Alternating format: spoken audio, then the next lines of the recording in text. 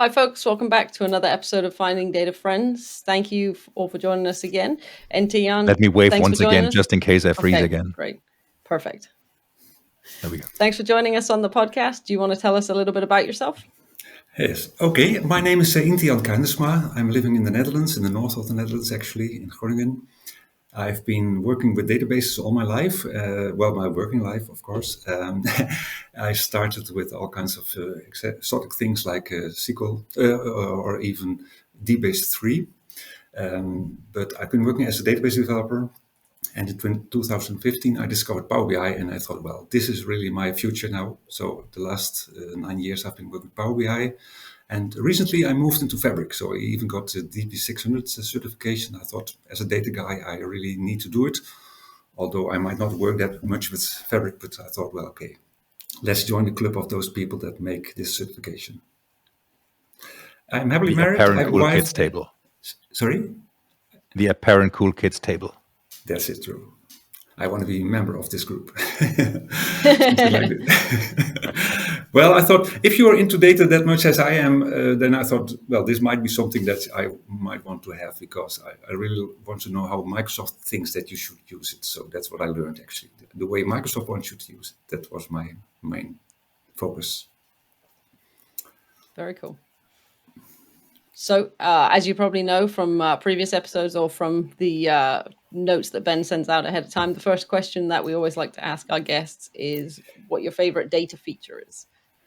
My favorite data feature. Well, I must admit that Fabric really surprised me in all kinds of directions. So I really like the thing to put together, the way it works, and all the things that makes possible that I was missing in Power BI before. And I'm especially interested in all those things that make data warehouses very accessible for people. Because I have a lot of customers that are small companies and they don't have SQL Server or whatever at their disposal. But now with Fabric, they might consider going in this direction. So I think that's a really cool thing that I really like about the data world.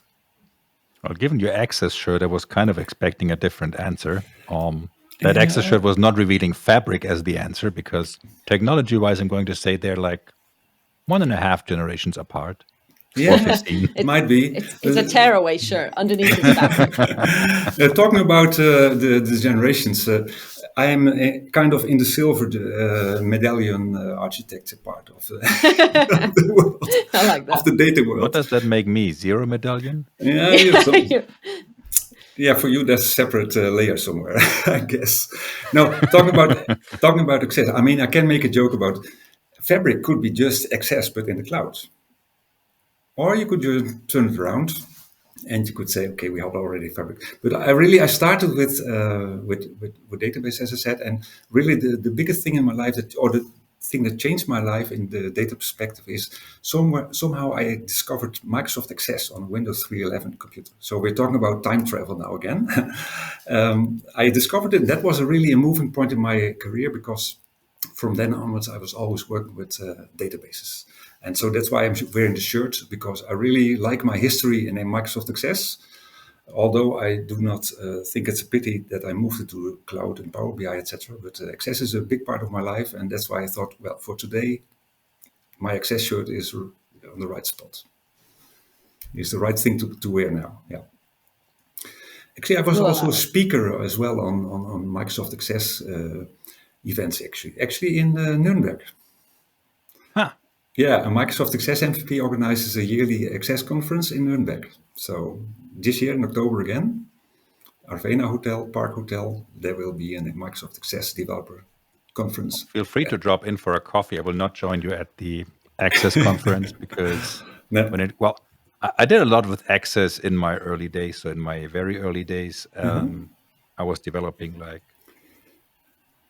a little more than websites, like small online shops, anything back then, like in the late 1990s, early 2000s. People were like, I'm not going to invest in some big shop system, but I still need to and pretty much all of that back then was backed by just single access databases, because that meant you could just really copy that folder and have an entirely new web shop. Was it as fancy as the things back then that were easily 6 digits? Probably not. Certainly not. But Just like you said, you have lots of small customers that would not invest into like SQL Server licenses or some big other infrastructure, but for the price point of Fabric, they might go there and consider it. So Yeah, very similar back then. yeah. It's really a fantastic program, actually. But yeah, Microsoft doesn't like it too much, I guess, anymore. But yeah, it's still a good program. Well, it doesn't really fit the cloud first approach that Microsoft is taking. Not at Can you all. not just No. put I it mean, on I'm not. a blob storage up there somewhere or file share? I was going to say, of course, you can store that It's in the cloud. MDB in the cloud. However, this is not how the digital transformation works. It is not. It's a lift and Also have shift. to install Access in the cloud and open it on an Well- Azure VM. Then it's totally cloud-based. To be honest, I mean, talking about Access once more, they actually have a Dataverse connector in Access. So you can store your data in Dataverse. No, but okay. But who does Not nobody uses it, but okay, the possibility is there. Yeah. Which is, by the way, also interesting because you're using Access, which is like the cheapest of. I mean, there's this decade-old argument: is Access even a database? But let's not even go there. Being the cheapest of databases, I'm going to say, ignoring open source, obviously. And on the other hand, then you store stuff in Dataverse, which is like the most expensive of storages out there. Yeah. Okay. Yeah.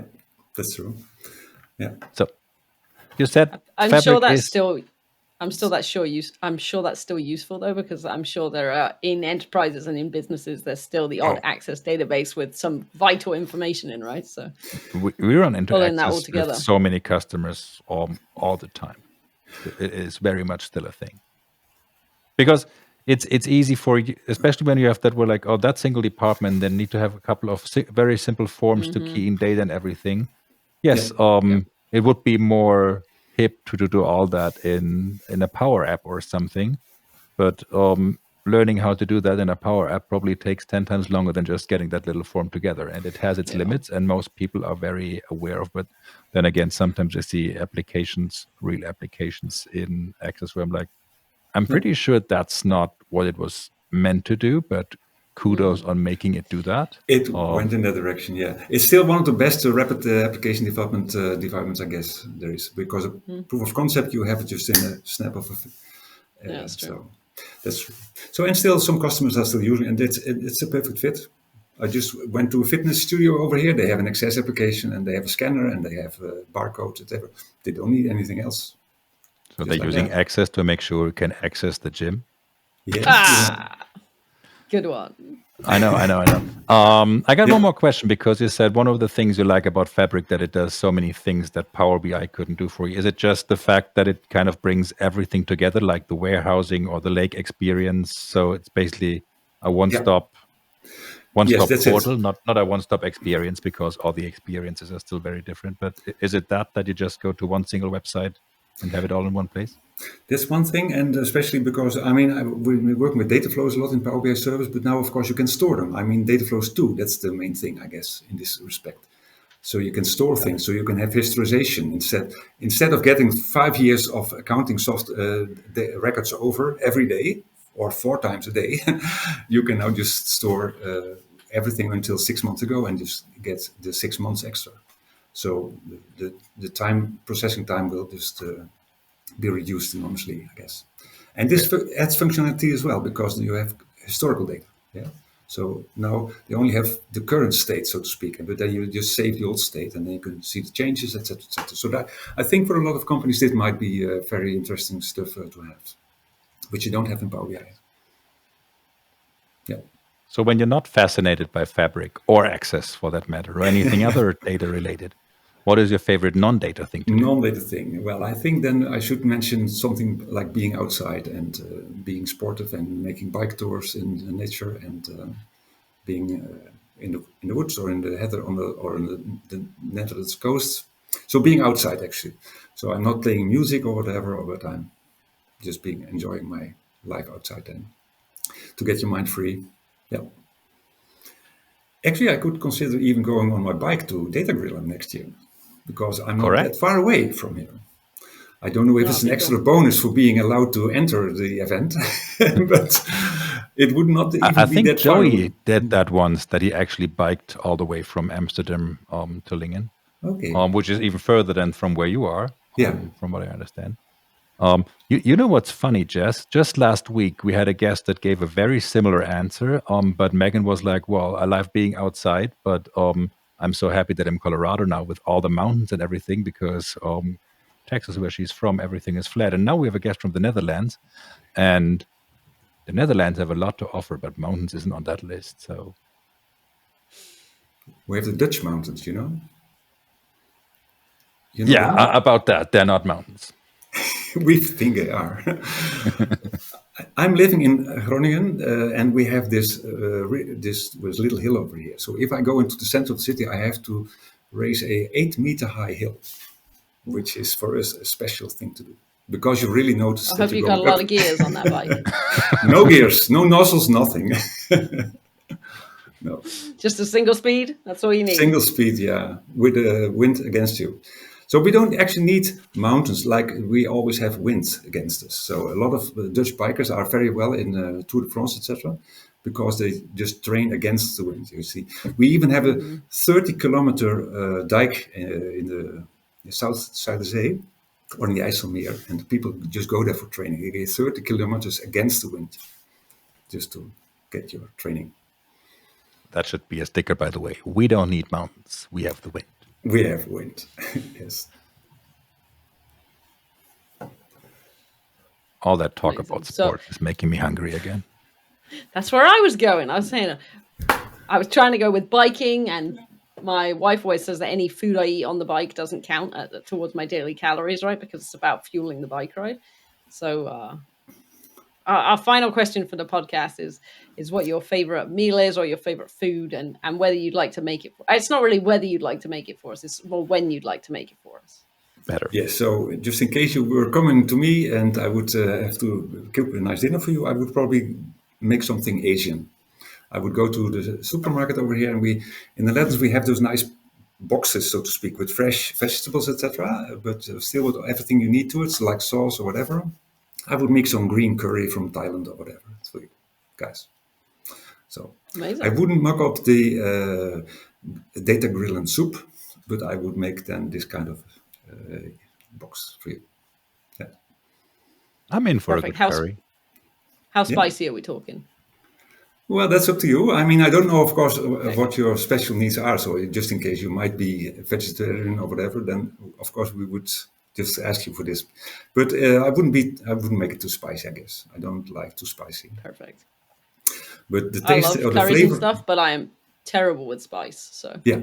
I love spice, but then again, I'm pretty sure Ynte will make one that has meat for you and one vegetarian for me, so we can have a spicy vegetarian and a less spicy meaty and perfect. Yeah. perfect. Yeah, actually, I wouldn't make something Sounds Dutch because I don't think that the Dutch people have a really a kitchen to be proud of. So that would in the Netherlands you always will have some kind of foreign food like Italian or Asian or whatever, because the Dutch kitchen but you have is not to talk bitterballen. about. Yeah, okay, you call this food? Okay, yeah, then you have And Those are, stroopwafel. those are delicious. And Stroopwafels. fries. Stroopwafels, yeah, okay. I always take stroopwafels or chocolate when I go outside, and then take some with me and give it away, and also like to eat it myself. But bitterballen is a very special thing. It's especially if you have a team meeting or whatever, and you have some beer with it, and you can have a lot of bitterballen. Yes, you're true. Yeah. Last week I actually met somebody that knew the frikandellen. I don't know if you know frikandellen yet. It might be it might be the same thing as we have. So we have a German thing called Frikadellen. So it's basically the same word, just without the end. So which would basically be like a patty of meat. So it's like minced meat. No, it's thicker than a patty. Yeah, it's like a sausage actually. Okay, that long. Then it's an entirely different thing. Yeah, I guess so. And some people like it in a special flavor, and they call it frikandel or with a lot of onions on it, or tomato ketchup, or mayonnaise. So a lot of things you wouldn't want to have, but they put it all on there, and then they are very happy with it. I don't eat that personally, but bitterballen might be final. We'll have them as a little snack before we Yeah, finish. so before we start the Thai, we could have some bitterballen and some stroopwafels as a dessert. Well, that would be a nice. 3-course meal. Now we're talking. That's why we're friends. Right. Exactly. When are you coming? We're on our way right now, basically. So Very good. And otherwise, I can try to take some stroopwafels or whatever to whenever we'll meet again, because we met before in Grillen or in Vienna even. So I would be glad to take someone with me. Perfect. we have a deal. All right. Just like that, 15 minutes are over again. Time flies when you talk to friends, I guess. So, Ynte, thank you so much for joining us this week and for allowing us to get to know you a bit more. Thank you, Jess. Thank you, everyone, for watching. And we shall see you all again next week with yet another friend. Bye. Bye Bye, folks. bye.